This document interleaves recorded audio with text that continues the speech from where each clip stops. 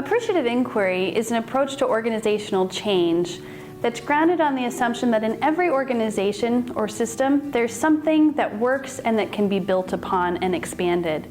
Most of our approaches to organizational change and development are grounded on the assumption that we have to start with the question, what's wrong, what's broken, what needs to be fixed in this system? And appreciative inquiry invites us to take a different approach. It invites us to start with different questions, to talk about what is working in this system that we want to expand upon and grow.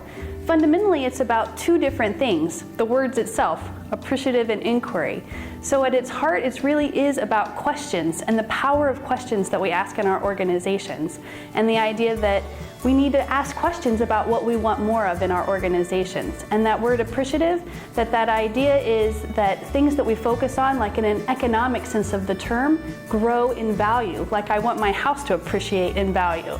And so let's ask questions and inquire into those things that we want to grow in value in our organizations.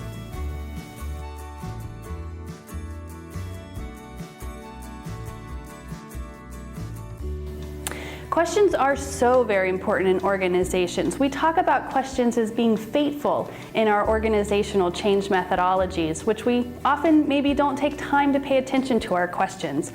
But questions really focus our attention on what we pay attention to and what we don't pay attention to. So asking them, what does it look like when you felt heard and listened and valued in your organization? When has communication been most effective in this organization? And so those questions not only lift up and give us the answers that we really want in our organizations, but they also actually help do things like increase morale, because now we focus people's attention on what we want more of instead of what we want less of.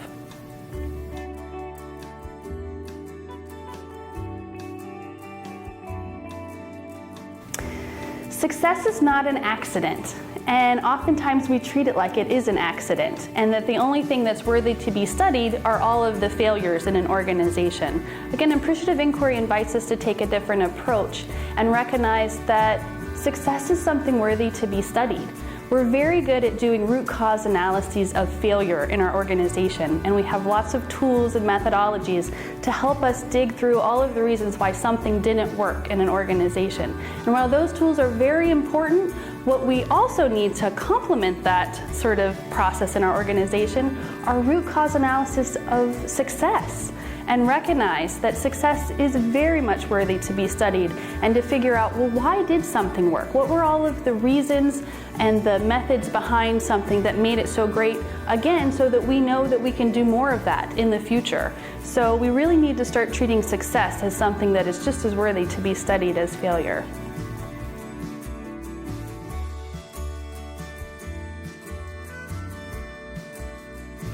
So appreciative inquiry is, as I was saying, a philosophy. It's a way of approaching organizational change that is rooted in this assumption that inquiry is really important and we should focus on and lift up what we want more of in our systems.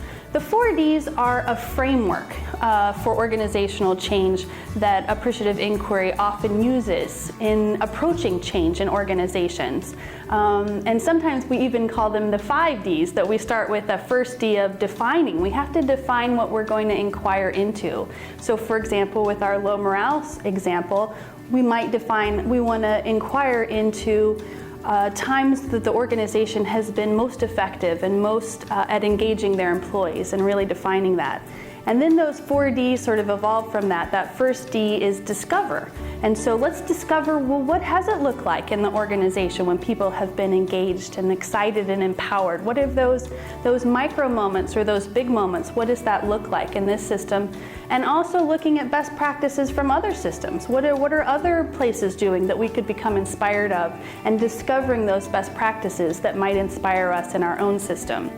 The next D is dream, and this is where we really invite, we talk about bringing the whole system together to really do an articulate look at where do we want to go in the future, and really getting very specific at what is success going to look like? What is it going to look like when we have an organizational system that everybody feels excited, engaged, and empowered, for example, and getting very specific. What are the interactions people are having? What are new systems and processes we need to put in place? And so really engaging all of the different stakeholder voices in that process to create sort of this vision for the future. So that's the second D, that dream. And then we move to design. So with that vision in mind, that becomes our roadmap for where we're going in the future. What is success? What is the future going to look like? And now we need to roll up our sleeves and say, if that's where we're going to go, how are we going to design methods, tools, processes to get us there? And so we often bring in the best practices around design thinking, brainstorming, rapid prototyping, and again, really working across the system to then put in place pilot projects, different initiatives that start moving us in small ways and big ways toward that vision for the future. And then the final D is deliver. Sometimes we just call it doing it, right? This is where you put those plans in place and really bring in the best practices around project management and different things, so we are tracking and making sure that these different ideas, pilot projects, initiatives are moving forward in the organization and getting traction, and that we're holding ourselves accountable for those success metrics that we've identified. So those are those Ds, that discover, dream, design, and deliver.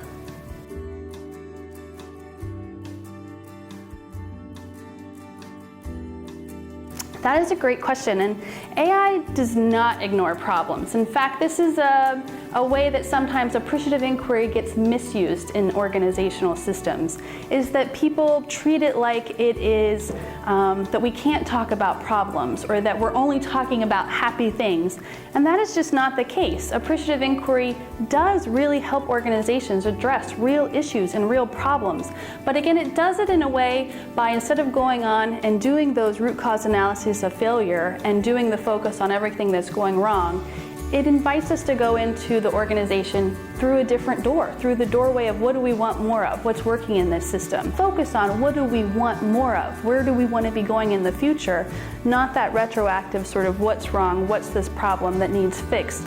Otherwise, we're just sort of continually focused on the symptoms, right? Really that again, appreciative inquiry isn't about ignoring those problems or issues, but it is about inviting us to focus on what do we want more of, what is it we really want to create, and how are we going to now go about creating change in the system to move us in that direction that we want to be going.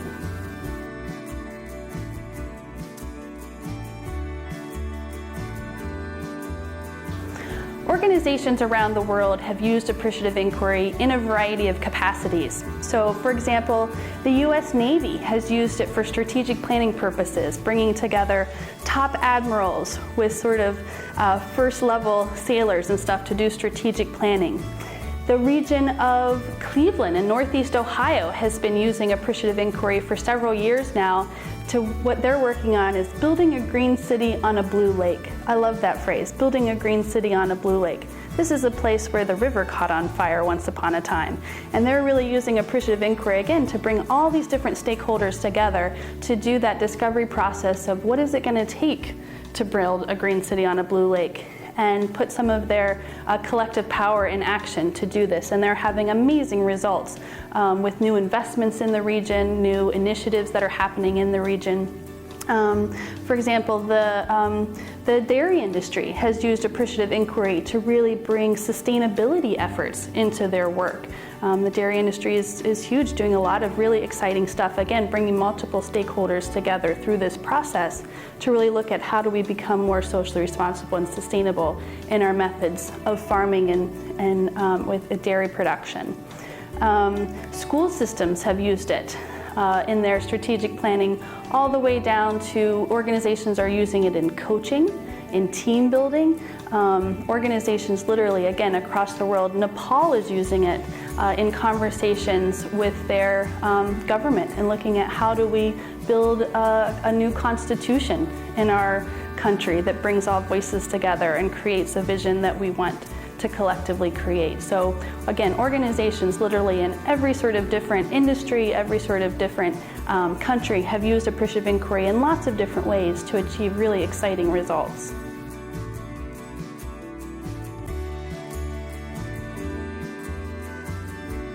So appreciative inquiry, the original work came out of David Cooperrider and Suresh Srivastava were sort of the leading thought leaders in the 1980s at Case Western Reserve University in Cleveland, Ohio. David was a doctoral student working with Suresh, and they were invited into the Cleveland Clinic, one of the top medical clinics in the country today, to do some organizational work. And again, sort of naturally, they were looking for organizational change. They wanted them to come in and do an organizational analysis of the Cleveland Clinic. And so they were assuming, as I said, our traditional approaches to change are come in, tell us everything that's not working, and what do we need to fix, right? And so David went in with sort of the traditional tool set of an organizational development change specialist and was asking these questions, why is morale low here? Why, what are the problems with communication and different things? But he realized that this organization, there was so much more going on there that he wasn't capturing with these questions that were just focused on all of the things that were broken and not working here. And he realized there were amazing innovations and collaboration happening in this organization. There were new ways that communication was happening across silos in the medical field that he had never seen before. And he realized if he didn't start asking other questions and sort of lifting up all of the great things that were happening in this organization, that really he was only going to be getting a part of what was going on in this organization. So with Suresh's sort of advice and support, he sort of shifted his inquiry in the organization. And again, even with the buy-in from the leadership of the Cleveland Clinic, and went through and said, you know what, let's lift up all the things that are working here in this organization. What if we did that? What would that look like? And so that's what they did. They shifted their process in the organization and started asking the doctors, the nurses, the administrators, the clients and stuff in the organization, all of the things that were working there. And what they realized, again, back to this, that inquiry is so important, they realized that their inquiry was an intervention in that organization. So not only were they finding sort of the positive core of this organization, morale was actually increasing. Things were actually increasing as a result of their asking these questions, because again, it was focusing people on all the things that were working well in this organization. And so in their report back to Cleveland Clinic, that was the first time that they actually used the phrase appreciative inquiry. They defined it, that's what they did in that organization, an appreciative inquiry. And so that was in the 80s, and since then, again, David and others have really done work advancing the theory and methodology and practice of appreciative inquiry in a lot of ways. And it's been infused by work from positive psychology now, has sort of really grown since the early days of appreciative inquiry, social construction work, lots of different sort of fields are now really coming and infusing and augmenting that original work and thought of appreciative inquiry.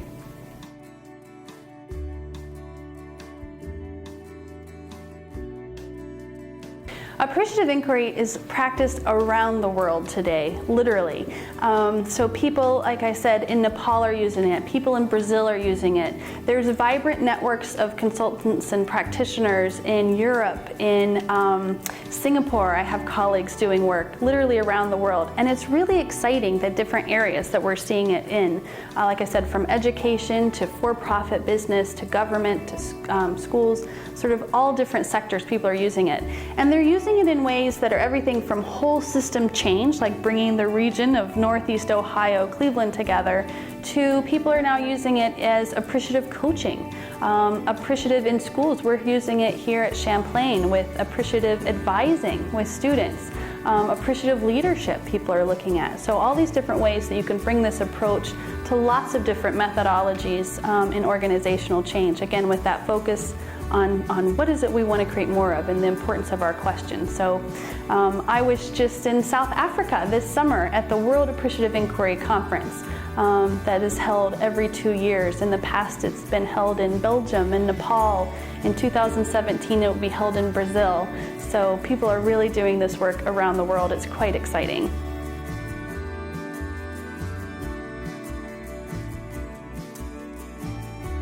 The David L. Cooperrider Center for Appreciative Inquiry is the first academic-based center for appreciative inquiry that's really focused on the advancement of the theory and practice of appreciative inquiry. Our goal is really to be a hub for the appreciative inquiry community to help lift up all of this work that is happening around the world.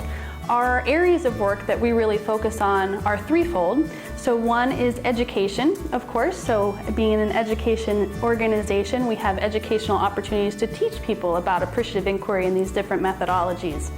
Our second area of work is applied work in the field, applied learning partnerships. And this is really where we work with client organizations to help them bring appreciative inquiry into their organization in meaningful ways. Again, whether that's strategic planning, team building, different ways that they can use appreciative inquiry as an approach and methodology in their organization. And then finally, the third area of our work is to be a knowledge incubator for appreciative inquiry. And again, this is where we really do want to lift up all of these great cases, stories, new methodologies, new advancements in the theory and practice that are happening not just here, but around the world. And so we're going to be supporting things like the Appreciative Inquiry World Conference and different things. The Appreciative Inquiry Commons is a website that's an open source sort of sharing of all things appreciative inquiry in the world. And we're going to be co-hosting that with Case Western here at Champlain College.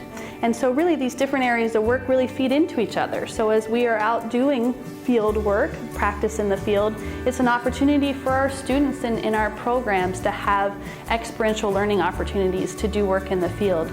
And as we're doing work in the field, that's a great way to have a case study and things that we can bring into the knowledge incubator to lift up and have examples for other people to learn from going forward.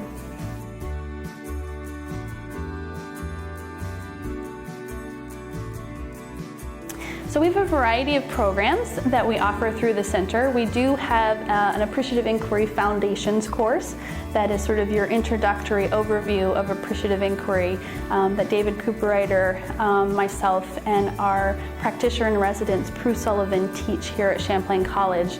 And from that foundations course, people can do a full certification in appreciative inquiry, where they really do not just get the sort of foundations of what appreciative inquiry is, but really roll up their sleeves and do some practical applied work on their own, and really then come back and get a certification in appreciative inquiry.